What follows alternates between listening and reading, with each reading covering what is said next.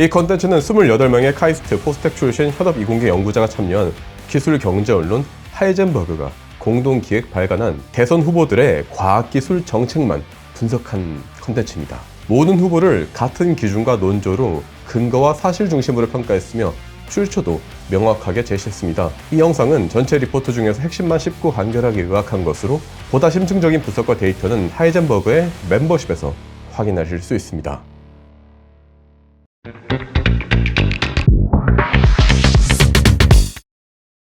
K-엔비디아, 현실성 있는 이야기인가? 요즘 정치권과 언론에서 K-엔비디아라는 이야기들이 심심찮게 들리고 있습니다. 그러나 이공계 현업자들의 시각에서 보면 K-엔비디아라는 수식어 자체가 다소 어색하게 느껴지기도 합니다. K라는 접두어가 붙은 국가 사업들이 성공했던 전례가 얼마나 있나요? 국가 사업이 아니더라도 K-삼성전자, K-하이닉스, 사실 이런 말 자체를 현장에선 쓰지도 않습니다. 왜냐하면 반도체, 아니 기술은 국경, 국적을 논할 수 없는 글로벌 네트워크와 혁신이 본질이기 때문입니다. 실제로 AI 가속기, GPU 등에서 창의력과 설계 완성도가 요구되는 분야는 한국형이라는 브랜드만으로는 경쟁력이 생기지 않습니다. 메타, 애플, 구글 같은 글로벌 빅테크들도 100조 원이 없어서 엔비디아 칩을 사는 게 아니거든요. 수십 년간 축적된 연구개발, 소프트웨어, 하드웨어 융합, 그리고 글로벌 공급망이 딱 완벽하게 맞물려 있기 때문에 가능합니다. 실제 엔비디아의 GPU를 1시간에 100개, 10시간 되면 1000개 이런 리니어한 방식 자체가 불가능합니다. 창의력이 요구되는 분야는 인형 눈 붙이듯이 그렇게 숫자를 늘릴 수 없고 수천 번, 수만 번, 수백만 번의 시행착오와 실패가 축적되어야 진정한 혁신이 나옵니다. 여기서 중요한 점, 우리 국민들과 정치인들이 그 오랜 기간 동안 수많은 시행착오와 실수를 감내하고 기다릴 수 있을까요? 글쎄요, 역사를 돌이켜보면 여러분들 안 기다려주실 거예요. 현실적으로 대부분 중간에 조급해하고 성과를 재촉해하는 것이 현실입니다. 이런 가운데 유튜브에서 최근에 500만 조회를 기록한 반도체 은어로 질문하는 기자라는 영상이 화제가 된 적이 있는데요. 이거 검색하시면 뜰 겁니다. 이재명 후보가 기자의 팹리스 지원 질문에 용인 반도체 클러스터 등 정치공학적인 답변을 내놓는 장면이었어요. 이공계 현업자들의 시각에서 보면 사실 팹리스는 반도체 생태계의 핵심 용어거든요. 하지만 이 팹리스에 대한 의견이 아니라 정치공학적인 문제로 주제를 바꿔버렸다는 것은 다소 현업자들에게 있어서 좀 실망스러운 부분이긴 했겠죠. 물론 후보님이 팹리스가 뭔지를 직접 알 필요는 전혀 없습니다. 하지만 연구자분들은 최소한의 정책 목표 그리고 추진 방향에 있어서 현장의 언어와 본질적인 문제의식이 일치해야 된다고 생각을 많이들 하시는 것 같습니다. 왜냐하면 K-엔비디아라는 거대한 목표를 내세우는 동시에 정책 디테일에서 이런 핵심들을 좀 비껴나간다면 현장에서는 공허한 상징으로밖에 남을 수 없기 때문이에요. 이재명 후보는 올해 4월 AI 가속기 분야에서 엔비디아에 맞서는 대표적인 국내 패밀리스 스타트업 피루요사를 방문했습니다. 현장 전문가들과의 직접 소통, 비전 청취는 정치인 리더십의 중요한 미덕임은 부정할 수 없습니다. 실제 엔비디아의 H100, B200 등 AI 가속기가 글로벌 시장을 거의 사실상 독점하다시피 하는 현 상황에서 국내 AI 반도체 스타트업에 대한 정부의 관심과 지원은 산업 생태계 측면에서 반드시 필요합니다. 또 최근 일각에서는 딥시크와 같은 저가 AI 칩을 활용한 스타트업들의 도전이 대두되고 있고 많은 관심을 받고 있지만 글로벌 시장에서는 엔비디아랑 경쟁력 차이가 순간적인 질주로 따라잡을 수 없는 구조적인 벽이 존재합니다. 예를 들어 아이오닉 5N이 잠깐 동안 페라리 프로 산계를 제칠 수는 있어도 장거리 주행에선 결국 프로 산계가 월등히 앞서 나갑니다. 이게 바로 현재 엔비디아가 점유한 시장의 실상이에요. 이재명 후보는 유발 하라리 등과의 대담을 통해서 본인의 K-엔비디아가 공산주의적 발상이라는 지적을 받은 것에 대해서 정부의 적극적인 개입이 필요하다는 입장을 재확인하기도 했습니다만 중요한 점은 정부 주도의 대담한 투자가 틀렸다고만은 볼 수 없습니다. 실제로 미국도 트럼프 정부 이후에 엔비디아 등 핵심 반도체 기업을 전략자산으로 간주하면서 수출 규제하고 국가주도 투자 정책을 병행을 하고 있잖아요. 후보마다 정부랑 시장, 국가와 민간의 균형점이 좀 다르긴 하지만 지금과 같이 AI 반도체 시장에서 엔비디아 독주가 심화된 이 시기엔 일정 부분 국가의 전략적인 개입이 불가피하다는 점에선 전문가들도 크게 다른 의견을 내놓지는 않습니다. 다만 주 52시간제를 공약에서 삭제하고 생산세액 공제 및 포함 등 주요 반도체 공약들이 실제 정책집에서 좀 빠지는 등 일관성과 정책 현실성에 대해서 현업자분들은 좀 의문이 남아있다라고 평가한 것도 사실이고요. 현업에서 이제 체감하는 실제 정책 효과와 선고용 메시지 간극을 좀 좁히는 과정이 매우 중요하지 않을까 생각이 듭니다. K-엔비디아가 실제로 국내 산업 생태계와 자본시장 그리고 주주들에게 어떤 의미를 가지는지 이것도 냉정하게 살펴볼 필요가 있습니다. 현장에선 정부가 돈을 많이 쏟아붓기만 하면 제2의 엔비디아가 나올 수 있다. 이런 환상에 대해서 회의가 매우 큰 것 같아요. 단순히 자본을 투입한다고 해서 엔비디아급 팹리스가 탄생하지 않는다는 건 앞서 말씀드렸듯이 이미 구글, 메타, 애플 같은 세계적인 빅테크들이 매일매일 입증을 하고 있잖아요. 수백조 원의 투자를 하면서도 AI 칩 시장에서 자체 개발에 수차례 실패했고 결국 엔비디아의 H100, B200 GPU에 의존하는 상황이에요.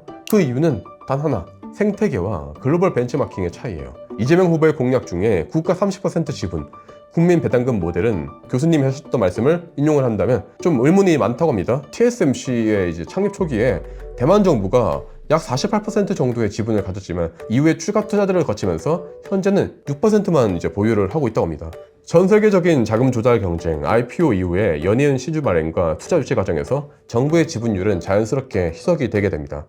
미국, 유럽, 중국 등을 막론하고 국가가 특정 민간 기업의 지분을 30% 가까이 장기 보유하는 예는 거의 없다고 볼 수 있습니다. 무엇보다 엔비디아나 아마존, 메타 같은 빅테크 창업자들조차 본인 회사의 지분율을 10%도 가지고 있지 못합니다. 그리고 2023년 기준으로 엔비디아의 배당률은 0.03%, TSMC는 1.3%에 불과한데 이걸 바탕으로 볼 때 국민 배당금이 국민 경제에 큰 영향을 줄 수 없다는 점에서 이 모델의 상징성 외의 실효성은 제한적이라고 바라보시는 것 같아요. 여기서 중요한 현실은 국가가 투입한 자금이 기업의 성장으로 직결되지 않을 수도 있다는 점이에요. 물론 대한민국 정부가 계속해서 지원을 해주면 되지 않냐 이렇게 생각하실 수도 있지만 여기서 중요한 현실은 국가가 투입한 자금이 기업의 성장으로 직결되지 않을 수도 있다는 점이에요. 또 정부 예산을 직접 지원할 경우에 정경 유착 및 불공정 경쟁 논란, 재정 건전성 악화 등 다양한 문제점들에 직면할 수 있습니다.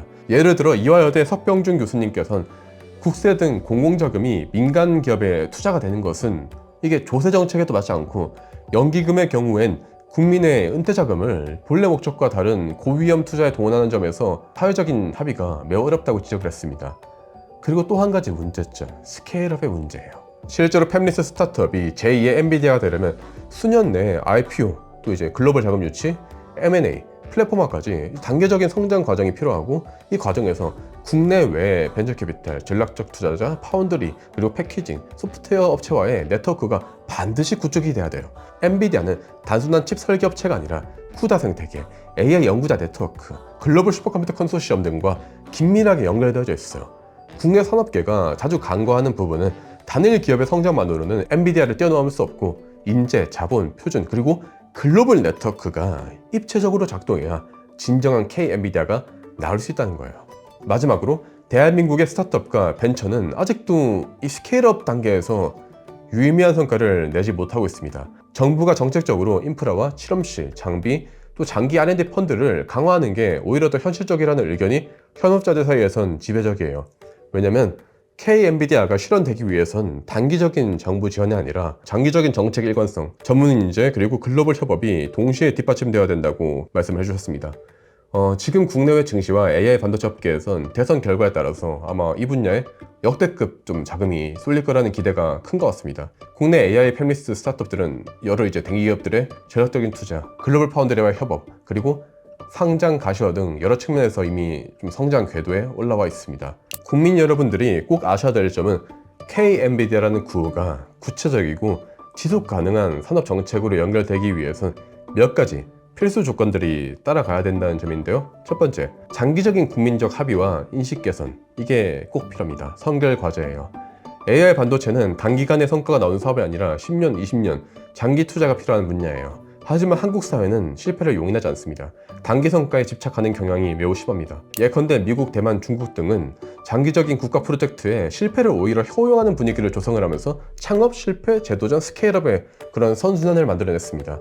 한국의 투자자와 정책 입안자 그리고 국민 모두가 이 패러다임의 변화를 수용하지 않는다면 K-엔비디아는 단순한 정책 구호로만 남을 수 있습니다. 두 번째, 프로세스의 혁신과 전문가 중심의 거버넌스 구축이에요. 엔비디아와 TSMC, 삼성, 애플 등 글로벌 리더 기업들은 단순히 자본과 R&D에만 의존하지 않습니다. 시스템적인 프로세스의 혁신, 예를 들어 R&D, 테스트, 생산, 글로벌 협업 이런 것들이 끊임없이 이어지면서 연구원, 경영진, 투자자, 정책 전문가가 투명하게 의사결정에 참여하는 거버넌스가 존재합니다. 한국에서도 전문가 중심의 독립적인 거버넌스와 실질적인 권한, 정책 일관성, 연속성이 실현되어야만 10에서 20년 단위의 산업혁신이 가능합니다. 세 번째, 정책 교체와 무관하게 지속 가능한 정책 구조예요. 삼성전자가 2030년까지 세계 1위를 선언하고 133조 원 투자 계획을 내놔도 현재 엔비디아와 TSMC와의 기술 격차를 줄이지 못하는 사례처럼 장기 로드맵과 일관적인 실행, 그리고 정치적 중립성, 사회적인 신뢰 확보가 굉장히 중요합니다.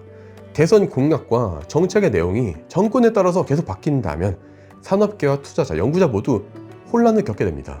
글로벌 경쟁국들은 국가 프로젝트 이퀄 정권 이슈가 아니라 사회 합의에 기반한 미래 전략으로 이런 문제들을 다루고 있다는 점을 반드시 참고해야 됩니다.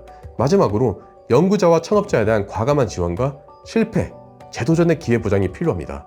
국민 세금이 투여되는 만큼 당연히 투명하고 공정한 집행이 전제되어야 되고, 실질적으로 한국형 시스템 반도체가 성공하려면 경제적인 보상과 정착 지원, 스톡옵션, 시장 친화적인 정책이 병행이 되어야 돼요. 단기 성과 압박, 정권 교체의 불확실성, 실패에 대한 사회적 불가능이 개선되지 않는다면 K-엔비디아의 성공은 먼 이야기가 됩니다. 진짜 결국 중요한 건 K-엔비디아가 하나의 공약이 아니라 한국 산업의 미래를 위한 사회적인 합의와 장기 프로세스의 혁신의 시작점이 되어야 된다는 점이에요. 국민과 정부, 산업계, 연구자 모두가 장기 전략과 비전에 합의하고 실패를 용인하는 투자 구조, 독립적인 정책 집행 기관 등을 통해서 변화를 선도해야 됩니다. 대한민국 AI 반도체 산업이 위대한 국가로 도약하기 위해선 정치적인 구호가 아니라 사회적인 합의와 실질적 프로세스 혁신이 반드시 필요합니다. 현재 K-엔비디아는 다소 좀 공허하게 들릴 수는 있지만 지금까지 말씀드린 것들의 시스템 혁신이 동반된다면 한국형 AI 반도체의 미래 역시 분명히 열릴 수 있다고 생각합니다. 지금까지 하이젠 머그 SOD 권순영이었습니다. 감사합니다.